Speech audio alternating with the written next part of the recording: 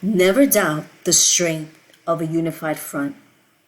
Listen to these residents as one by one oppose this project.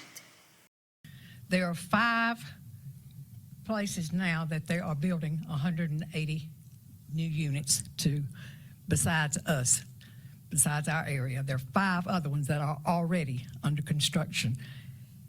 Potter Road is not going to be able to handle all that. Right there at Potter Road, and I live at Potter and Venture, right there in the middle of it. Potter Road just cannot handle that type of density of traffic. I went to the Glenhurst meeting, and I've heard from other people that, you guys can't hold these projects up because North Carolina doesn't fix the roads. Well, to me, this council is responsible for the safety of the people of Indian Trail. Whether or not the state fixes roads or not, it's up to you to provide a safety. And to me, I think it's derelict if you go ahead and allow this when there are safety issues. This situation that we find ourselves faced with today is something that was there almost 22 years ago when we were doing the same thing, a different group of people, obviously, but it was the same kind of request. And obviously things are a lot worse today than they were 20 years ago as far as the traffic and high density building. So to me, I don't understand why anybody would even think about putting any more high density on roads that we can't even keep paved or can't keep serviceable. A lot of them are dangerous with the potholes that are in them. I mean that I grew up in Eastern Kentucky. When I moved here, I moved into Indian Brook because of what it is now, not because of what someone wants to change it into. I moved to Indian Trail because I love it here. I'm very proud to be here. I'm a very proud member of this community.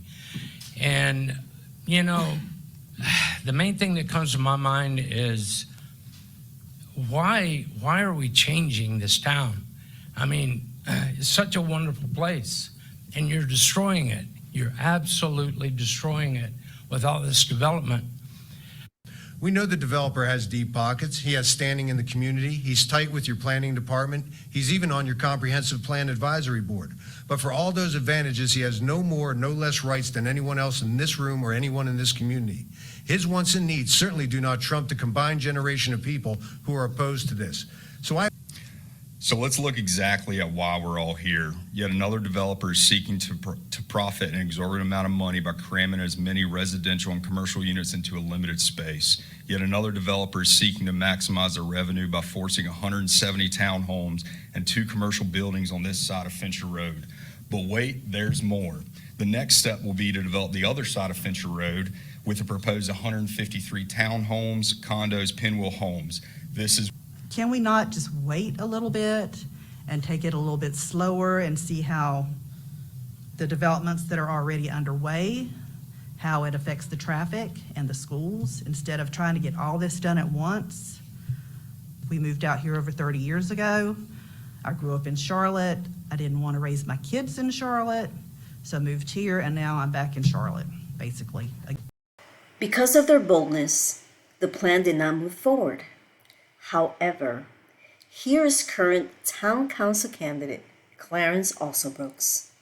And if you, the people, do not find the courage to speak up when necessary, then you leave room for those like him to speak even louder for the developers. Listen to him as he supports the project. Clarence Alsobrooks.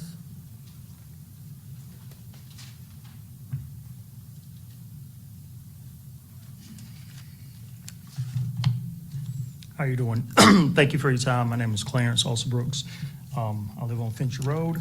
I am a 5th generation of Alsobrooks that have been in Union County or Indian Trail. My daughter is a 6th generation that's been here in Indian Trail.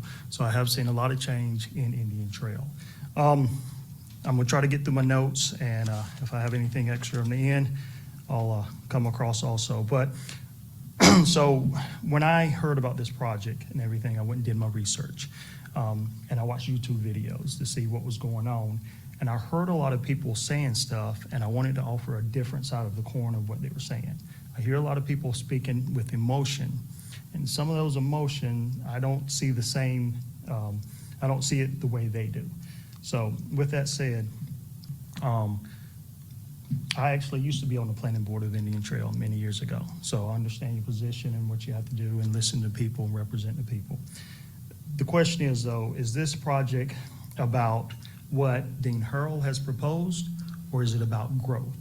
Or is the argument, so if it's about the project, the applicant submitted paperwork, plans, they had to be approved. They had to be approved by the appropriate offices of North Carolina. They have 4 sides of brick.